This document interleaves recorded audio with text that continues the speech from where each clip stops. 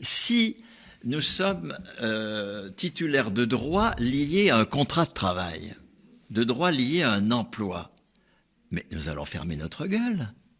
Comment est-ce que vous voulez entrer en conflit avec, je sais pas quoi, le collectif de votre entreprise, si vos droits dépendent du contrat que vous avez passé avec elle? Comment est-ce que vous allez pouvoir contribuer à définir ce que cette entreprise doit faire? Elle est peut-être en train de faire des choses totalement dangereuses du point de vue écologique. Comment est-ce que vous allez pouvoir intervenir comme travailleur pour faire bouger la production de l'entreprise? Comment vous allez pouvoir intervenir comme citoyen pour faire bouger l'organisation territoriale des emplois, si vos droits ne sont pas liés à votre personne?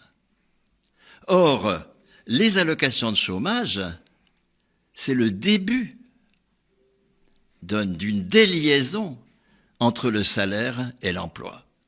On pose comme ayant droit au salaire des gens qui n'ont pas d'emploi. C'est un enjeu décisif, ce point. Oui. Nous sommes exactement dans la même logique que la retraite. Est-ce que des retraités ont droit au salaire? Est-ce que des parents ont droit au salaire? C'est la logique des allocations familiales telles que les reconstruit Croizat en 46 et telles que les détricote Rocca quand il crée la CSG en disant mais non, les parents n'ont pas droit au salaire, c'est pas des travailleurs, les parents ont droit à de la solidarité parce qu'il y a un coût de l'enfant.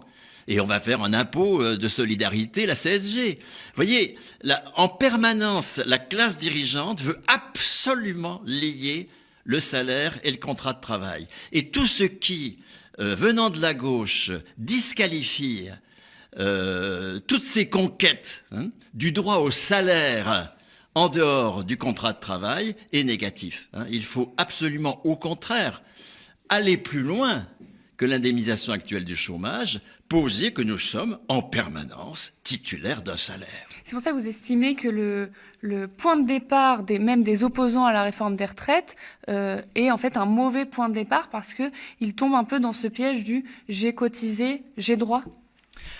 C'est clair que nous l'analysons très longuement avec Nicolas dans Retraite généralisée, le droit au salaire, le séminaire de la Bourse du Travail.